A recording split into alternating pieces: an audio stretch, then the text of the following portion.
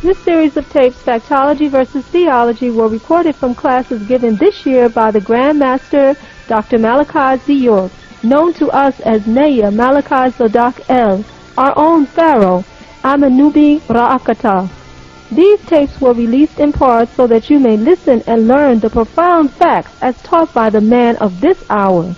And now, listen to the dynamic teachings of the Grand Master Naya Malachi Zodak El.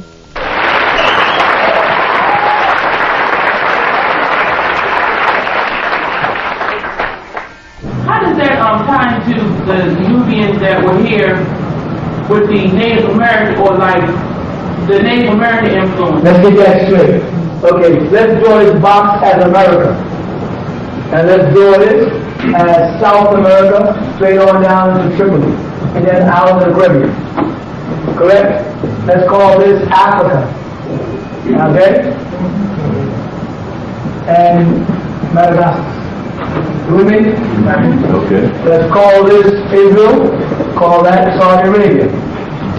And let's go straight over to this, two rivers, Persian Gulf. Then it goes down like this, here, Caucasus Mountains. You got that? Mm-hmm. Right. So we move from the tip of California over this way, we have what's referred to as the Pacific Ocean. Right? Over here, we have the Atlantic Ocean. And over here, we have the Indian Ocean. Got it? Yeah. Okay. Over here is China.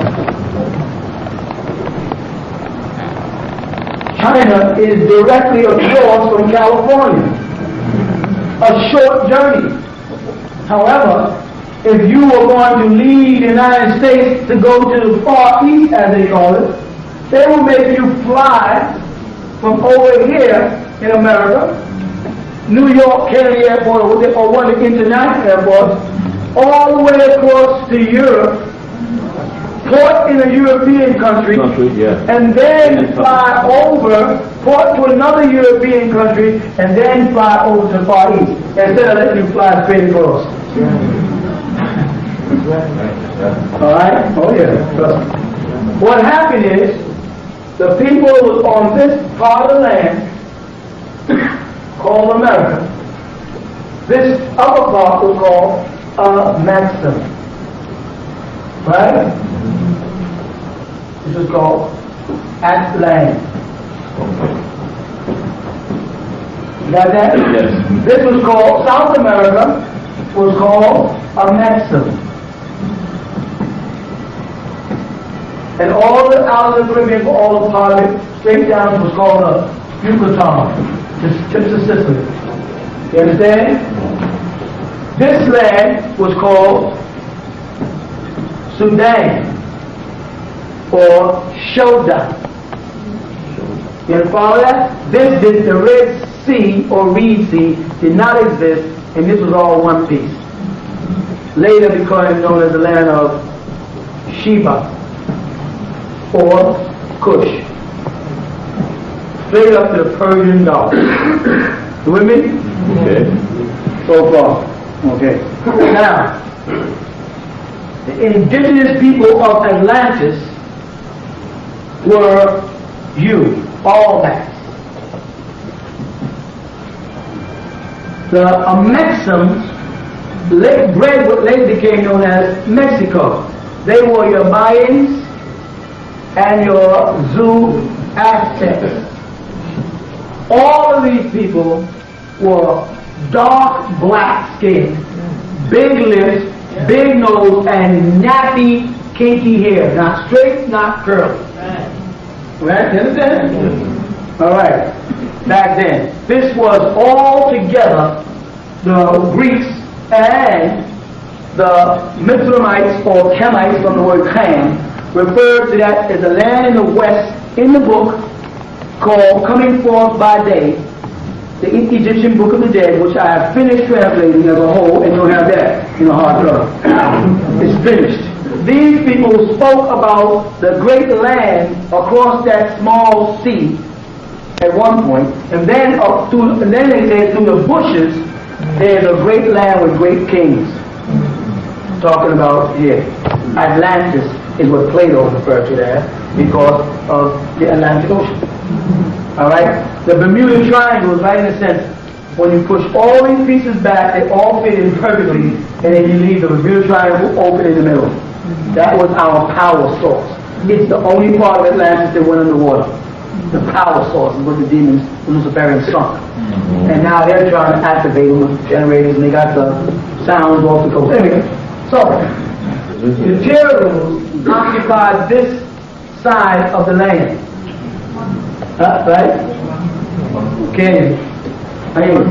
No, they were Terrors who came here to Earth with an extra chromosome, a 47 chromosome. You follow that? And they mixed in with the original Chen dynasty, which when you look up, you will find also look like black-skinned, woolly-haired people, the indigenous people of the planet Earth. These Chirus mixed in with these people and produced your Chinese people. Right? They had a larger brain because the Chirus have a larger brain. They have the appearance of Down syndrome because Mongoloidism is a result of a 47 chromosome. And you'll see the Chinese eyes and Mongoloid children's eyes are the exact same. Don't ask me about the curse of Edom that comes with the Japanese and the Koreans, in case you're wondering. I know you're thinking, what about the curse of Edom? It's a different story. You're back further. You told me a little bit before the Bible, wouldn't you? You with me? Okay. Eventually, the power of the Mongolians caused the Terus in China to go beneath the ground. And in China, they have underground tunnels that are fantastic. And if you go to Disney World and you go into Epcot and go into China, there's a big temple, the original Chinese temple. You go in there and they show you a round screen, and the man who's narrating from China takes you into the underground tunnels right there, and he shows them to you. And this is where the Terus entered and went underground and left the Chen dynasty ruling, which became one of the first dynasties of all time. Do me some research if you don't believe. Got it? Yes. They made ships and they sailed eastward, following the tide flows, and came into California and brought in with them their jades, topaz, and their dragons that the dragon beast from their own star constellation, which was with the Andromedas people. You understand? Same beings. They came in and brought that to the shores of California. That's why you notice that the Native Americans have what they call the magic sand medicine they make. They take fine sand of different color and they draw these little magic talismans. And the same thing the Chinese do. The dragon dances, the feather, the same thing. The mask, the coloring of the faces, the stone, the fine ivory work, the jade work, the topaz. All of this is the exact same culture. Now, the Terus mixing in with them, having no here, but their chemistry is, their chemical structure is different, produce hollow hair. Each strand of hair is hollow, something not of this earth before. All Chinese people aspire to curl their hair. The reason why they wear that straight hairstyle is because regardless of what they do, they can't curl their hair. They can put it in rollers and it will fall out because their hair is hollow. Are you with me? Yes. When these people sailed over to this country, California, they encountered the indigenous people of this land. By the time they came here now, they were no longer black or dark-skinned Moors by nationality, were really here, but they were a yellowish cream color, which all Chinese people aspire to curl their hair. The reason why they wear that straight hairstyle is because of what they do, they can't curl their hair. They're mixing in with their daughters produce what's called the Native American today. And the Native American today also has hollow hair, like the Chinese. And if you look at the Native Americans, they range from black or African looking all the way to Oriental looking. Some Mexicans look just like the Chinese. Now, then you have another group of Native Americans that look like East Indians, like some of the Seminoles in Florida. Yes, because later on, East Indians crossed all the way up to the Bering Strait, came down, and mixed in with Native Americans, producing your Eskimos, who are a little darker in complexion. And then they kept on moving down and thus broke off into tribes by incident. Mispierced, meaning my nose is pierced.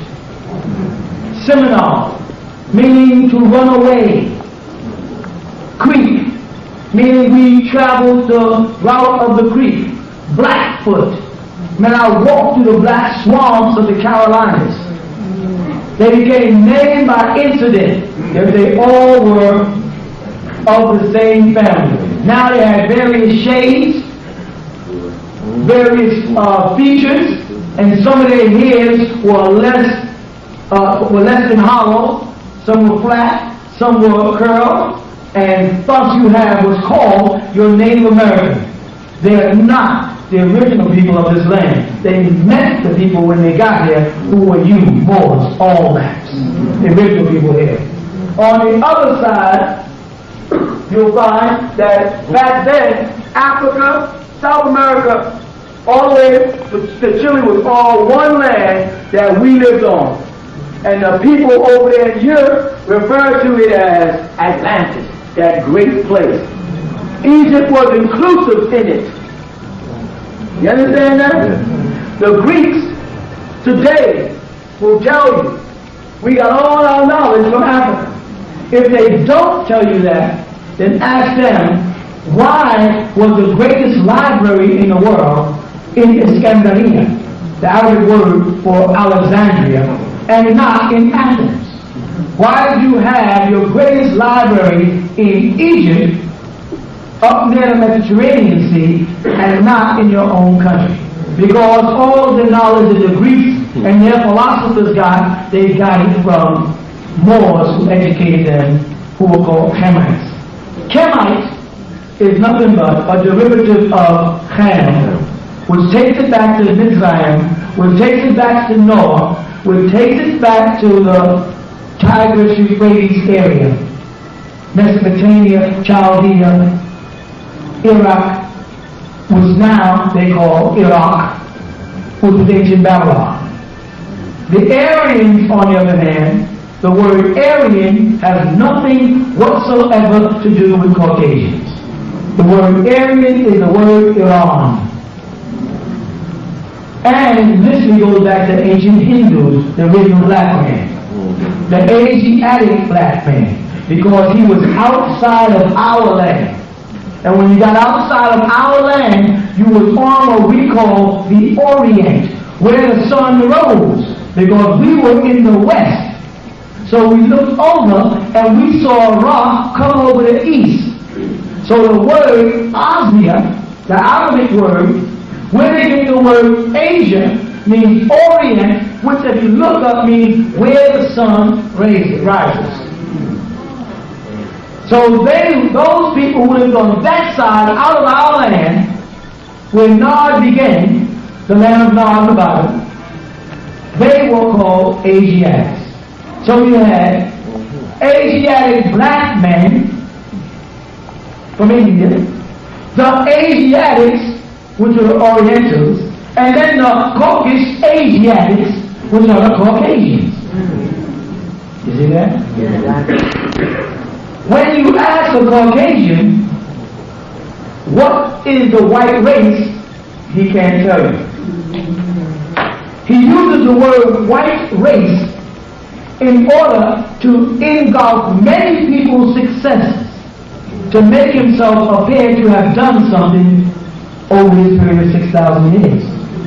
When in actuality, when you isolate them by name and punch them in the genes, you'll find they've done nothing. So when you meet one of them and they say, we Europeans, you say, we Europeans? What country are you from?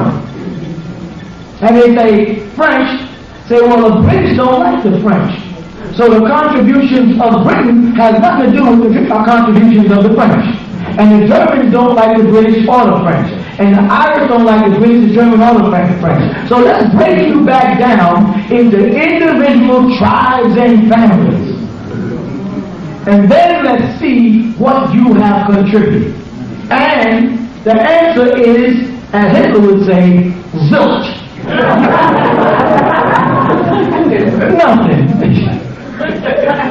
You understand? So Hitler the kook set out to unify all of Europe so that they can say, we as a white race, we did this and we did that. But the other part of the Caucasian family was not in agreement with Hitler's principles of the New World Order, opposed him, and cut off their own nose to spite their face. You follow that? Their greatest fear is extinction.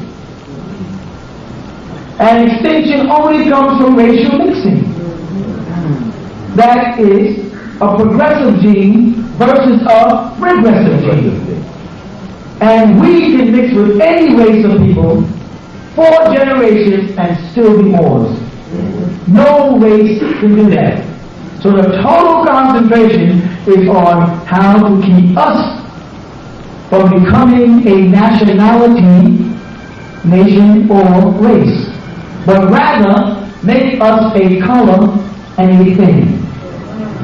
So they made many names for us: Negro, Afro, Rastafarian, Hebrew Israelite, Black Muslim, Muslim, Sunni, Shiite, Colored, Coon, Spade, Jigaboo, Porch Monkey, Yardie, Birdhead,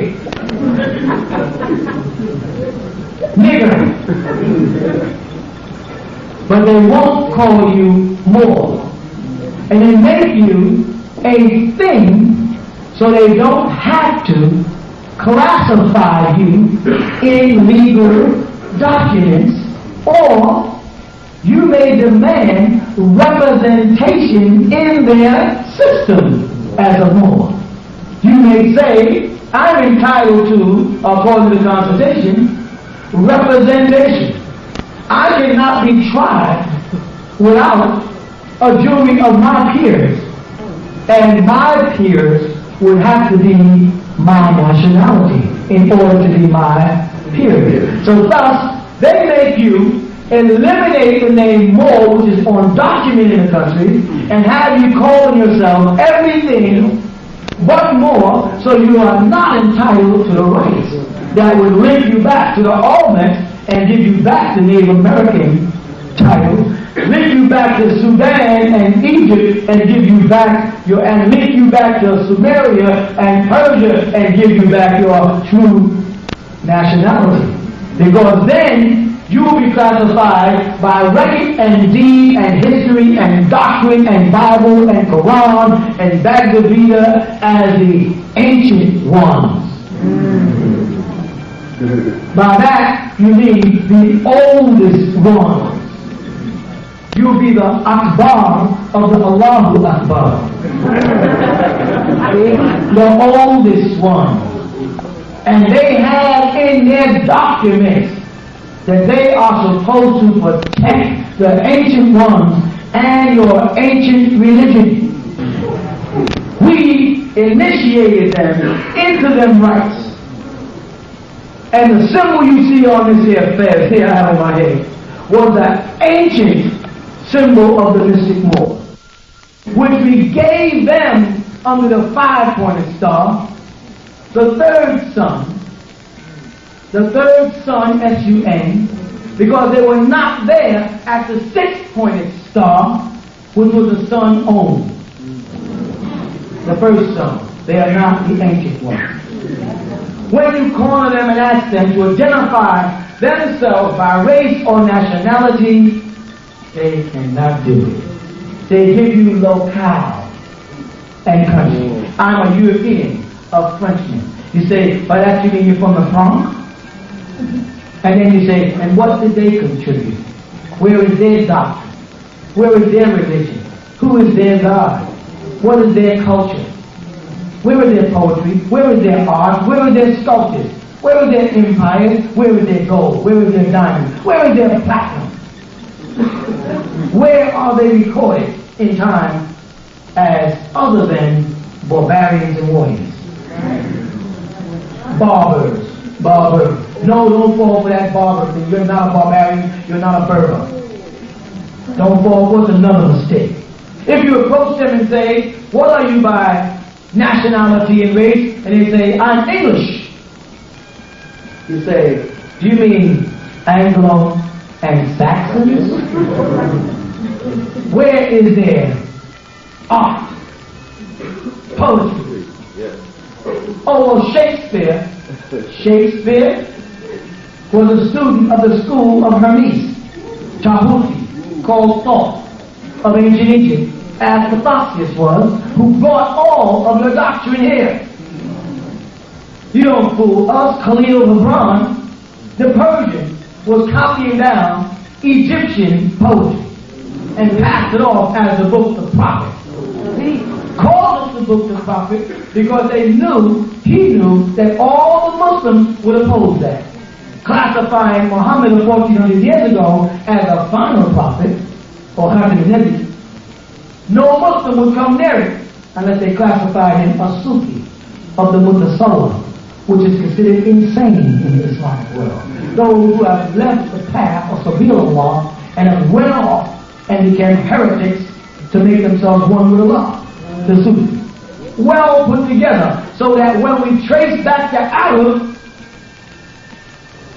and we say to him, who are you by race and nationality? He says, I am an Arab. And you say, show me Arab in the Torah. Show me Arab in the Injil. Show me Arab in the Zabur.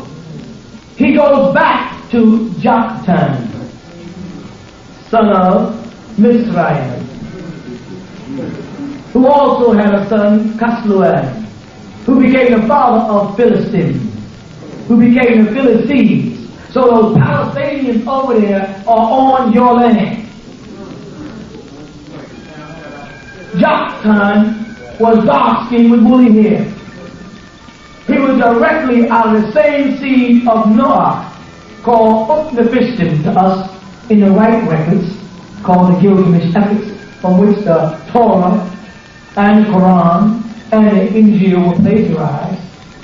And they were all dark-skinned, woolly-haired people. Not because I say they were, but because rocks and fossils and carvings and documents and sketches and pictures have proven they are. There is no such thing as an Arab. In the sense of them, we were Arabs because when we began to wonder and move away from the Persian Gulf from one end of our land to the next, freely with our borders, and freely mixing amongst our own, because it was never a fear of a genetic annihilation amongst black on black. Only other people, they would come to us when they intended on migrating further south, kidnap our women, breed amongst us to sustain their existence beneath the sun by taking in our melanin, of which, if they don't have, the sun will kill them. You with me? Yes. So the Arab has no nationality or culture. And when you ask him, he'll tell you, well, 1400 years ago, or that is in the year 570, what happened? A man was born in Arabia, and his name was Ahmed. He later became known as Muhammad, or when he became trusted, Al-Amin. They called him Mustafa, Muhammad Al-Amin. He was our prophet 1400 years ago. That's all. 1,400 years ago. That is no more than 8 of your grandparents.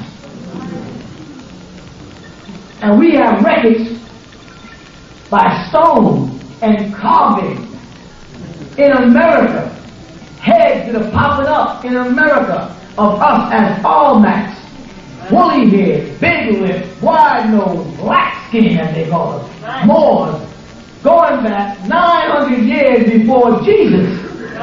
That's 2,900 years of records, and the Muslims are talking about 1,400 years and calling that a legacy in history. And Muhammad met an angel. Let's think about that. Muhammad, the founder of Islam, encountered an angel who he referred to as Jibreel. Salaam alaikum wa rahmatullah, they say. And this same Jibreel, called a Malach or a Malach angel, is found in Judaic teaching. Yet Muslims don't want to say that a Jewish angel met their prophet. Muhammad was not a Muslim when Jibreel met him, because he hadn't gotten Islam yet. So Muhammad was then a what? A Sabian. The Arabians were Sabians at the time. Their God, Allah, is a statue. His wife was Allah, and he had 2 daughters. And of course, they put in the Quran, don't say that Allah is a statue. Of course, you can write that after. Don't say that there's a Trinity. Of course, you can write that 2,000 years after the Trinity. Show me an Islamic document that wrote it before. It was before the Catholics had a Trinity. The Catholics already had the Trinity when the Quran made the statement, don't say Allah is a Trinity. Otherwise, they wouldn't have been able to make the statement. Right. Muslims can't explain crucifixion of Jesus. They just threw it in the Quran. He was not crucified, was made to look that way. Try to get them in the conversation to explain. They can't do it. Oh, when the Christians are wrong. How are you right with only 1,400 years of history? You follow? Yeah. So Muhammad, while meditating in a cave in Arabia, has a visit by what he calls the angel Gabriel. And he calls him to a new religion. Right? By the year 610, Muhammad is being introduced to religious literature that can be found in the Old and New Testament, and Egyptian writing, and Persian writing. Nothing new. You with me? Thus, we give birth to a new religion.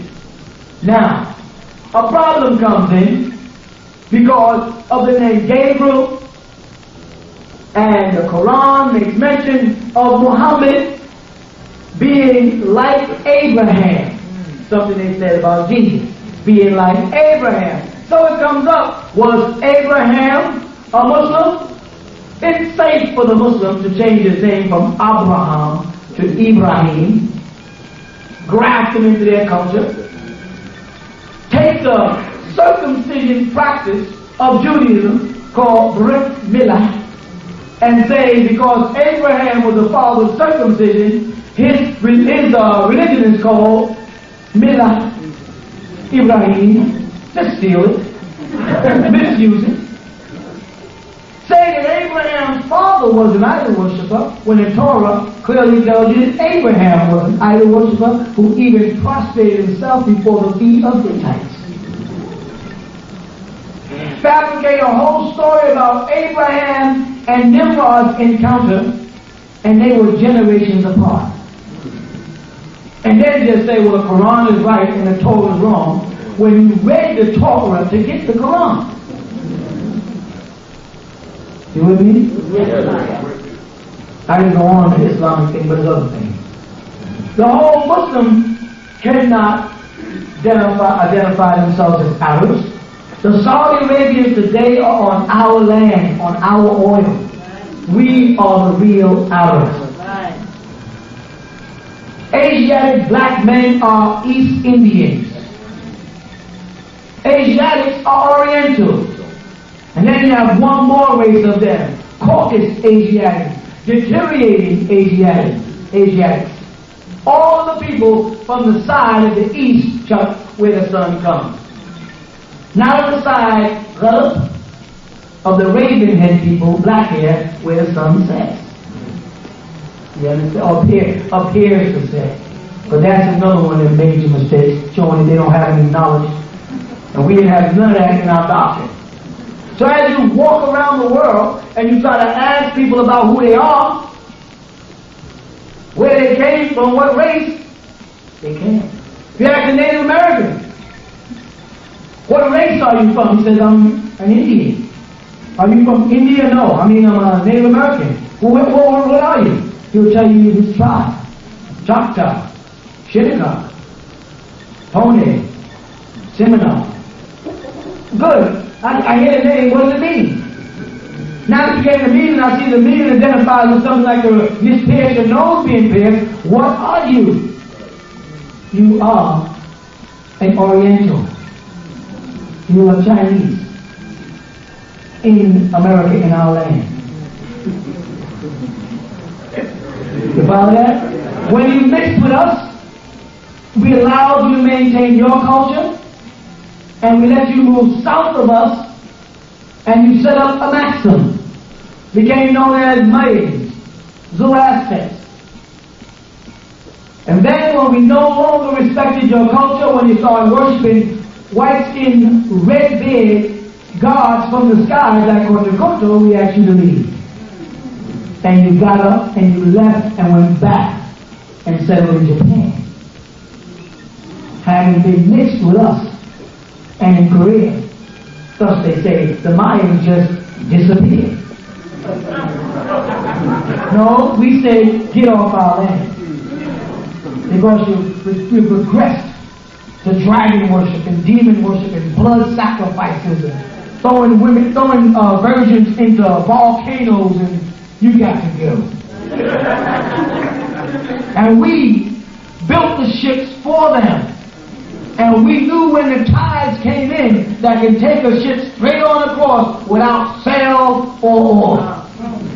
And they sailed on back home. And if you go over to the Far East, you will find the Mayans and the Aztecs as dark-skinned, almost curly-haired Orientals. Today, they're still there. No mystery to us, mystery to you. Young brothers like Hakeem Bey at the Moorish Science Temple and Jose Bey, Dr. Jose Bey, are all trying to get this message across. I'm wise enough to see it. I've done my homework, which is obvious. Nation of Islam. My brothers, my sisters, do your homework and come on in and join the Moorish nation and get your nationality and your identity back.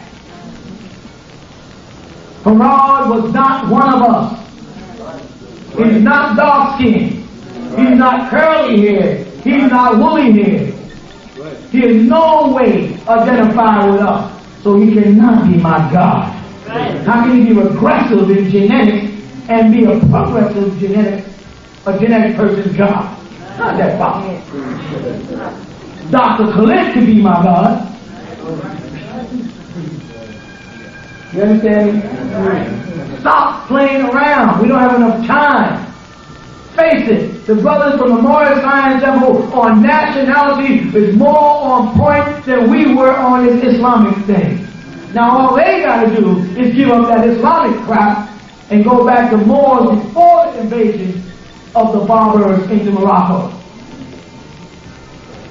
And come on back and identify with the Almacs and how the Ethiopians were Moors, and the Hamites were Moors, and the Persians were Moors, and that Moor in itself, Morenos, or Maracas,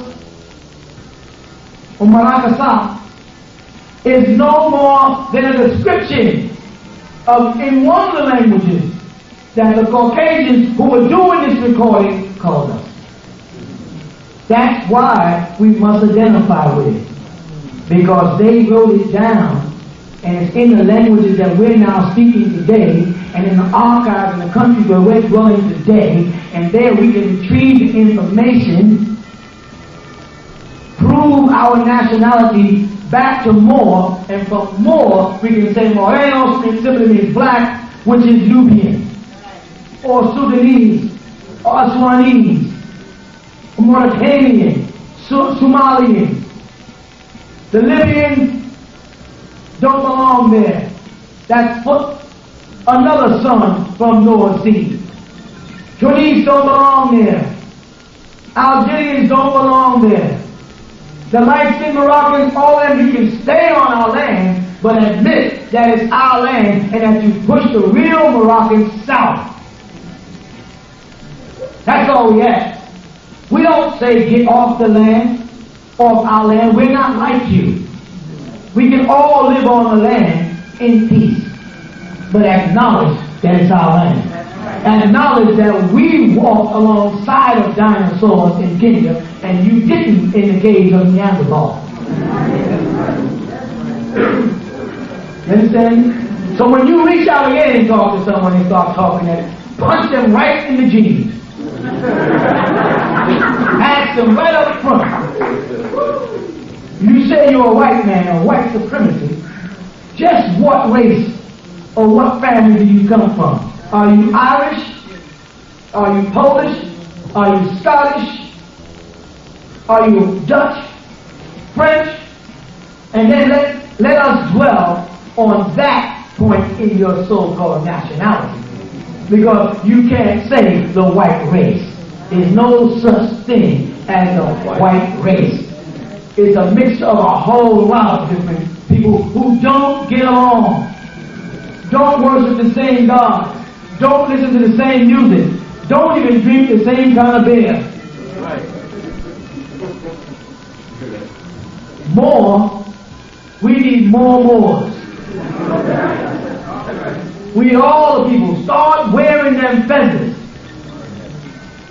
Let it be known that you found your way back home. When you see your Moorish brothers, greet them.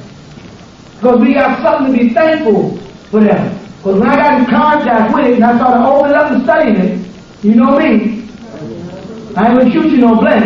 I took it apart. I see their mistakes, but I see that they have more good than they have bad. And I'm smart enough to move my people where it's safe. And I wish Farrakhan and 5% and all these kids out there would look a little deeper into nationality and identity. We need to know that. All right, please.